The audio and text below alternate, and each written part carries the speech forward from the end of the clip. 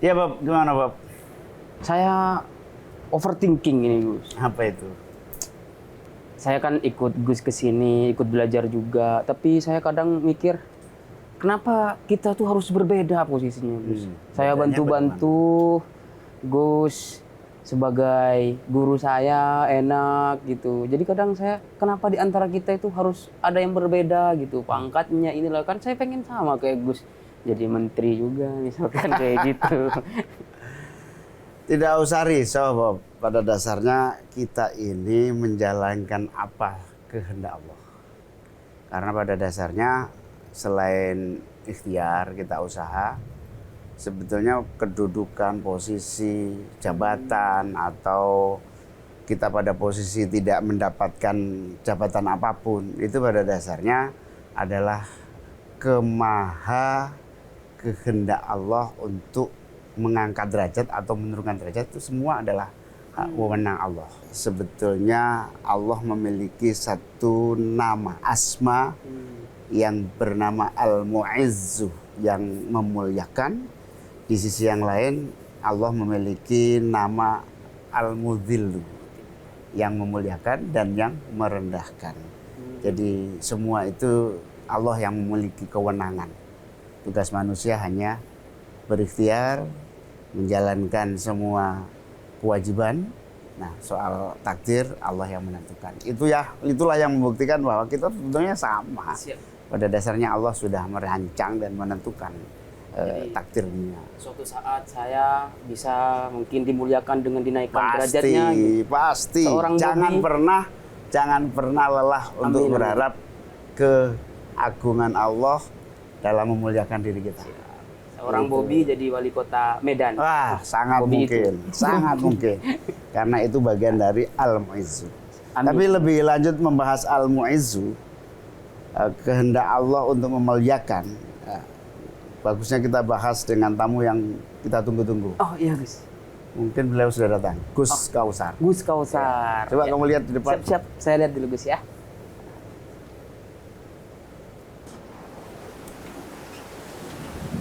Assalamualaikum. Waalaikumsalam, Gus Kausar.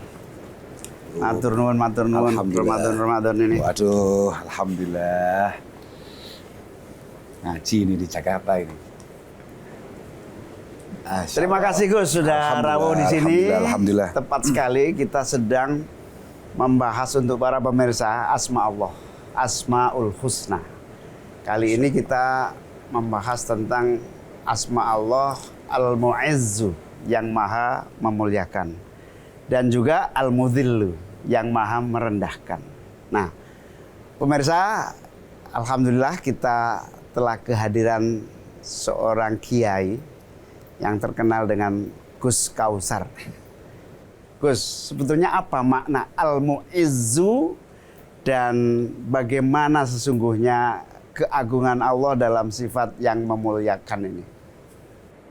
Kalau kita menyebut asma Allah yang namanya Al-Mu'izz, maka sebetulnya kalau dari sisi bahasa Al-Mu'izz itu adalah alladzi yahabu al-izza liman yasha. Zat yang memudahkan hambanya untuk mendapatkan kemuliaan.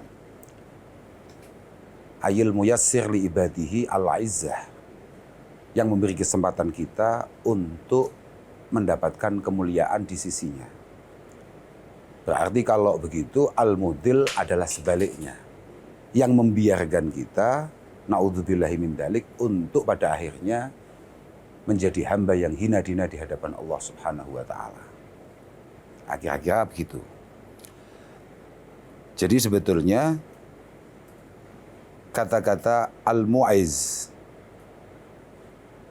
itu akan memiliki banyak penafsiran, akan memiliki banyak arti sesuai kepada siapa Al-Izzah itu diturunkan, kemuliaan itu diturunkan. Misalnya untuk para nabi, sifat mu'aiznya Allah Ta'ala itu bil ismati wan nasri. sifat mu'izz itu dengan cara menjaganya untuk tidak melakukan kesalahan dan juga akan selalu memberikan pertolongan.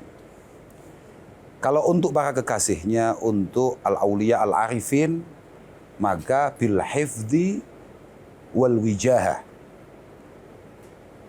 juga memberikan penjagaan untuk tidak melakukan kesalahan-kesalahan, kemaksiatan-kemaksiatan, sekaligus selalu memberi kesempatan untuk memiliki kedekatan dengan Allah Subhanahu wa taala. Al-wijahah itu adalah al-ittisaf bistihqaqil mulahadzah.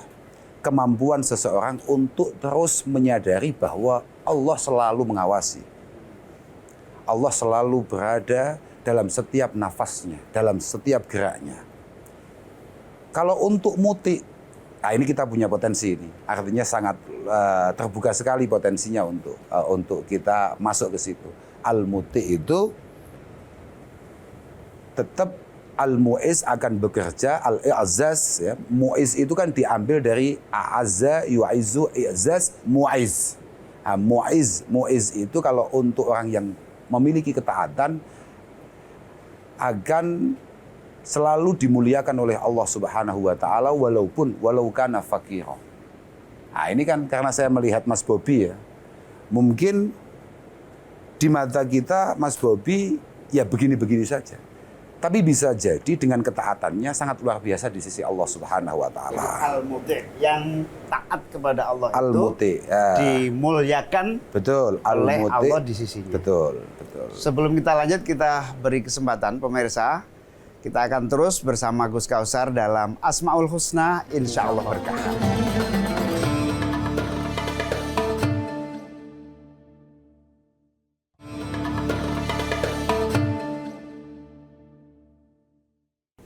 Pemirsa, masih bersama Asmaul Husna, insya Allah berkah. Jadi Al-Mu'izzu itu bermakna kemuliaan di mata kita, tapi juga yang sesungguhnya adalah kemuliaan di mata Allah. Jadi tu'til mulka itu satu sisi saja di dunia, tapi Al-Mu'izzu di sisi Allah itu kita lihat bagaimana sesungguhnya. Bagaimana Gus? Al-Mu'izzu di mata Allah.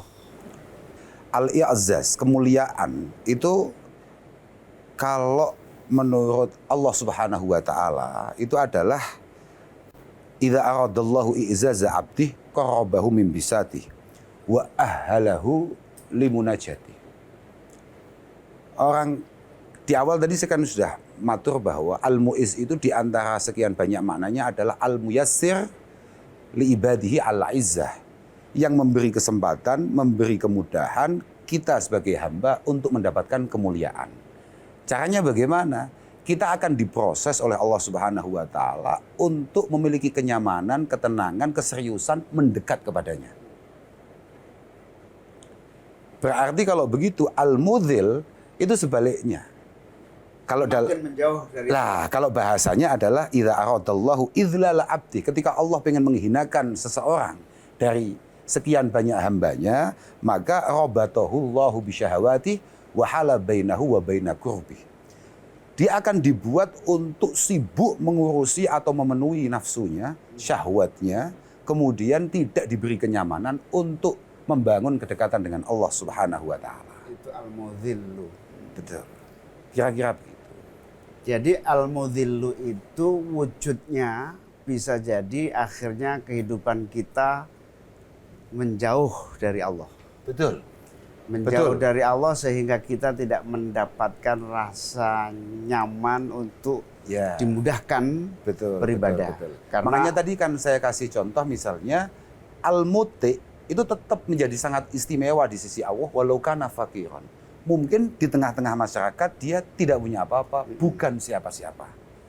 Tapi berapa banyak kita temukan orang yang tidak punya apa-apa, bahkan bukan siapa-siapa, tapi kemanfaatannya, bagaimana masyarakat mengaguminya, bagaimana masyarakat mengenangnya.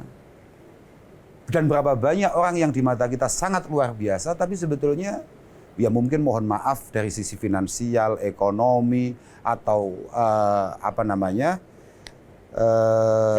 jabatan atau apa. Tapi bisa kita lihat bahwa pandangan orang sebetulnya sudah cukup mewakili untuk penilaian Allah Subhanahu wa taala. Berapa banyak orang yang uangnya luar biasa, hartanya melimpah, sangat istimewa, tapi semua tidak menghargai. Jadi al-mu'izzu di mata Allah, al-mu'izzu di mata manusia. Betul. Begitu, Bob. Jadi kita ini sama, Bob. Siap, Gus. Belum tentu posisimu sekarang itu di mata Allah lebih rendah. Justru bisa jadi kamu lebih tinggi di mata Allah. Hormat, Amin, Bob. amin. Hormat, Gus. Saya pengen nanya, Gus. Iya, silakan nanya. Gus, Gatel. mumpung ada Gus Kausar. Ya. Gus Kausar, gimana gitu cara kita membedakan Allah menaikkan derajat seseorang, akan tetapi itu adalah bentuk memberikan istidraj yang nanti kemudian sama Allah direndahkan. Dengan Allah merendahkan dulu derajat seorang, tapi nanti diangkat dan dimuliakan gitu. Contoh misal, saya pernah nyalon ketua BEM, saya kalah, gagal. Terus habis itu saya diangkat sebagai ketua departemen gitu. Iya Gus ya. Misalkan seperti itu. Berarti kan saya direndahkan dulu kemudian dinaikkan begitu. Iya. Itu gimana cara membedakan? Menghibur apa menyindir itu? Ada. Ada ternyata. Alhamdulillah. Jadi menarik ini, Gus. Iya, betul. Dinaikkan derajatnya Gus. Iya. Amin. Jadi begini. Ketika kita kemudian diberi, misalnya kayak itu ya. Kok sikap kamu ketika kamu gagal itu adalah menyadari betul bahwa ini semua adalah hikmah dan langkah paling bijaksana dari Allah Subhanahu wa taala yang paling tahu akan kondisi kita. Berarti itu adalah mahiyatul i'zaz, itu adalah hakikat daripada memuliakan. Tapi ketika kita berhasil kemudian malah menjauhkan kita dari Allah, itu sebetulnya adalah mahiyatul idlal. Itu adalah hakikat daripada penghinaan Allah Subhanahu wa taala. Jadi bagaimana tergantung sikap kita.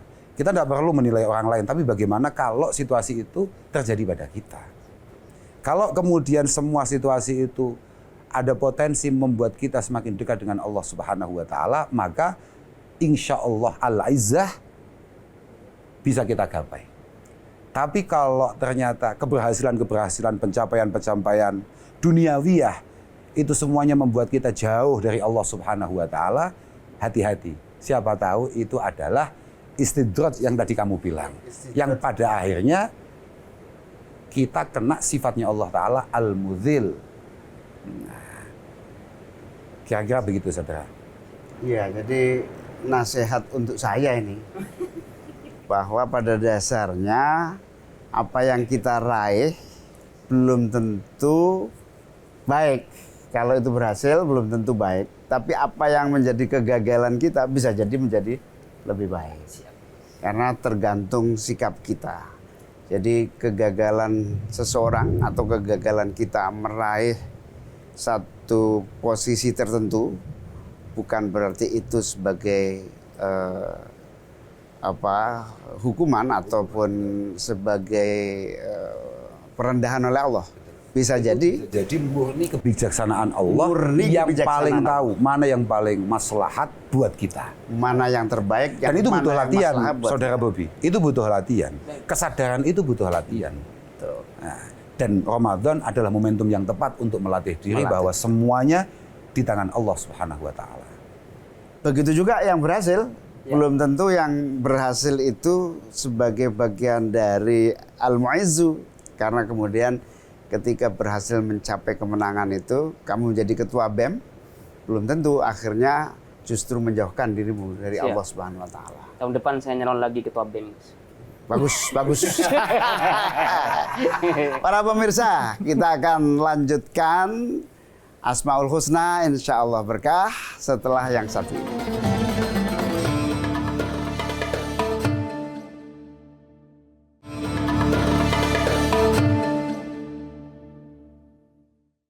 Gus, jadi ini untuk saya juga ya, bahwa pada dasarnya amanah jabatan, amanah kedudukan, atau suatu hari kamu lolos jadi ketua BEM, itu pada dasarnya adalah menjadi bagian dari kesadaran kita. Al-mu'izzu itu sekaligus al-mudhillu itu bagaimana menjadi pengingat agar kita menyadari bahwa suatu saat Allah bisa al-mu'izzu, suatu saat Allah bisa al-mudhillu. Bagaimana mensikapi posisi ini, Gus? Terutama bagi orang-orang yang sedang mendapatkan amanah seperti saya ini.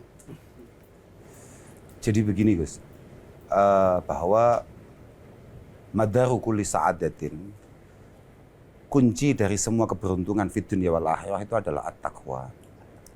Dan at-taqwa itu samratul ilmi. Ketakwaan itu adalah buah daripada keilmuan. Samratul ilmi. Agama kita, agama Islam itu adalah agama yang pondasi utamanya adalah keilmuan. Maka ketika keilmuan itu artinya keilmuan kita akan diri kita, akan pencipta kita, itu benar-benar lengkap.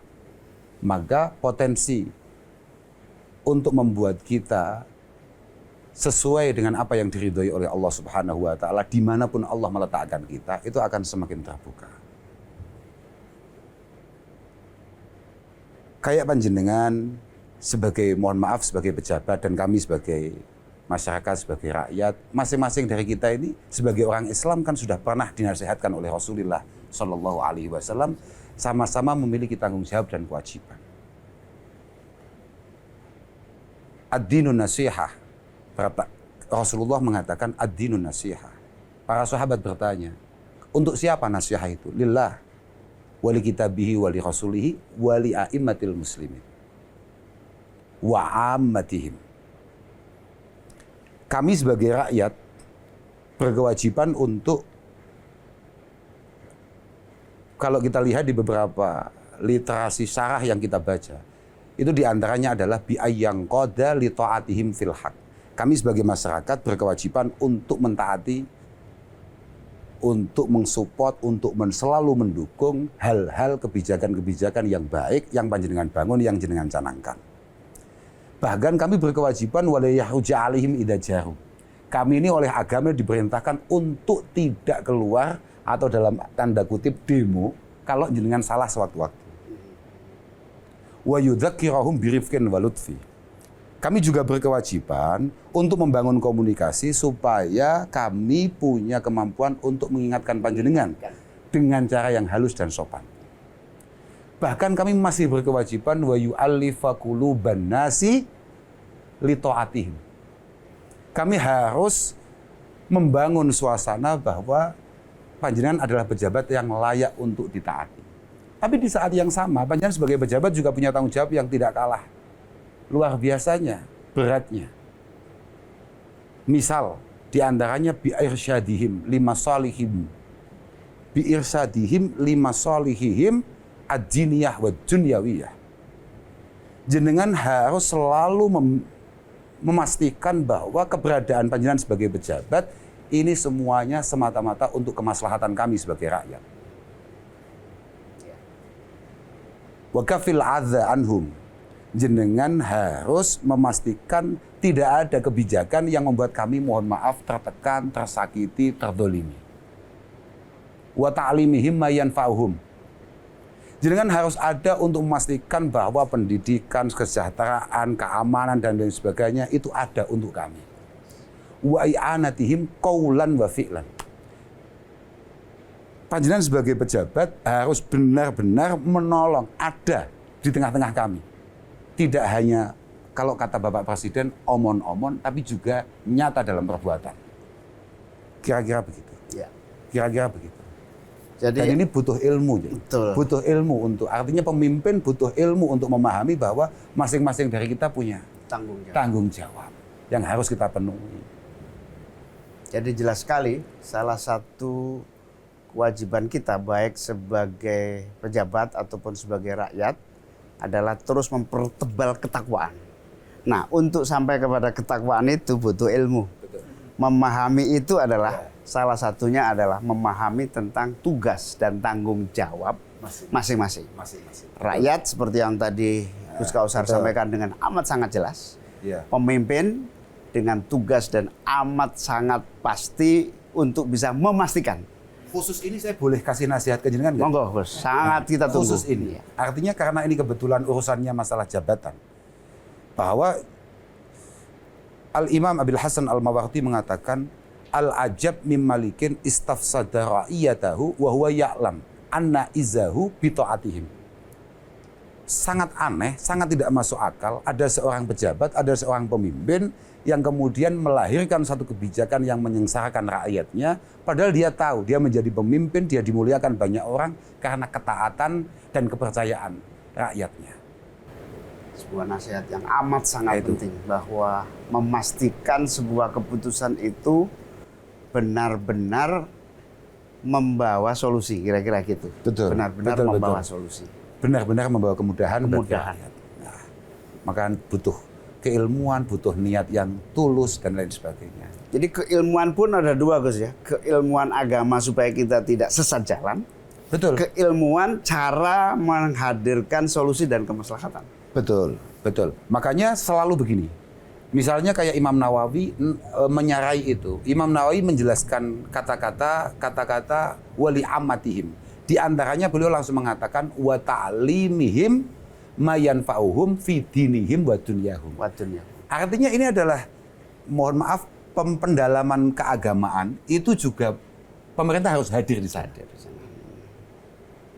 Pemahaman terkait hal-hal yang bersifat formal itu pemerintah juga harus hadir di sana. Harus balance. Bagaimana batiniah kita juga tercukupi, tapi lahiriah kita juga terfasilitasi. Kira-kira begitu. Ya, terima kasih Gus atas kerawannya. Para pemirsa, kita akan bertemu lagi di lain kesempatan dalam Asmaul Husna, insya Allah berkah. Terima kasih atas perhatian para pemirsa. Sampai jumpa. Wallahu muwaffiq ila aqwamit thoriq. Wassalamualaikum warahmatullahi wabarakatuh.